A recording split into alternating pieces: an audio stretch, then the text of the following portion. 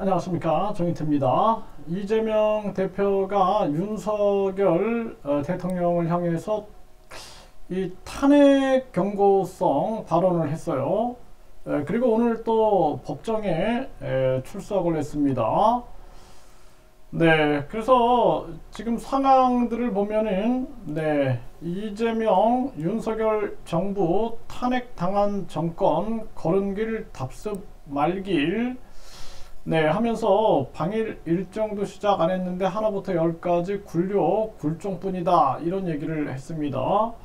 그래서 이 탄핵 당한 정권 걸은길 답습을 하지 말길, 뭐 이런 경고성 발언을 한 거죠. 그리고 또 2023년 3월 17일에는 이재명 오늘 재판 두 번째 출석. 그러니까 이재명 대표는 사실상 본인의 이 사법 리스크 때문에 어떤 주장을 해도 이 자기 상황을 벗어나기 위한 발언 아니냐, 이러한 얘기들을 들을 수밖에 없습니다. 그래서 민생 얘기를 해도 그렇고, 또 뿐만 아니라 이렇게 윤석열 지금 대통령이 잘못하고 있는 부분이 많아요. 이런 발언을 해도 본인의 사법 리스크를 벗어나기 위해서 이러나 보다, 이게 잘 들리지가 않습니다.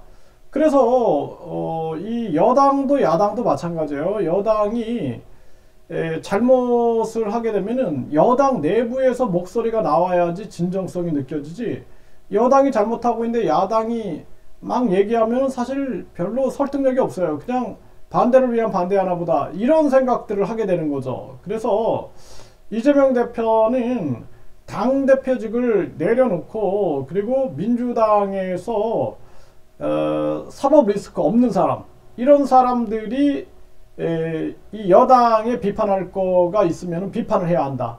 그래야지만 먹힌다라는 거예요. 그렇지 않고 이재명 대표가 계속 버티고 있는 한 이재명 대표의 말은 국민들에게 설득력을 잃어버린다라는 것입니다. 그리고 국힘도 마찬가지예요. 국힘도 자기들이 당을 위하여 존재하는 게 아니라 국민들을 위하여 존재하기 때문에 국민들 입장에서 지금 당이 잘못 가고 있다, 이러한 부분들에 대해서 비판할 수 있는 그러한 목소리가 나와야 된다는 것입니다. 그렇지 않으면은 한국의 상황이 아주 안타깝게 흘러가고 있다는 거예요. 지금 한미일 안보공조, 이것을 믿기로 해서 일본은 군국주의를 부활시키려고 하고 있고, 이걸 통해서 이제 동북아의 패권을 쥐려고 하는 거고, 미국 같은 경우에는 한미일 안보공조를 내세워 가지고 미국이 달러 패권과 더불어서 4차 산업 패권을 쥐기 위한 전력을 쓰고 있는 겁니다.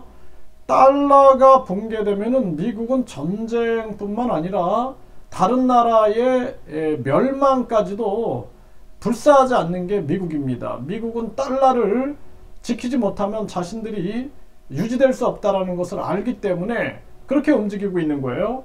그래서 지금 우리나라 국내 정치권도 발빠르게 지금 국제 상황에 대처해야 되는데 참 안타깝습니다. 그래서 이재명, 윤석열 비리 의혹 대선 연장전이 지금까지 벌어지고 있다는 것은 대한민국의 큰 문제고, 그리고 각 당들이 아부성 발언이나 하고 이재명 당, 윤석열 당이 돼가지고 완전히 자기들 보스를 향한 충성 경쟁이나 하고, 이것이 대한민국의 가장 큰 비극이다, 저는 그렇게 생각을 합니다.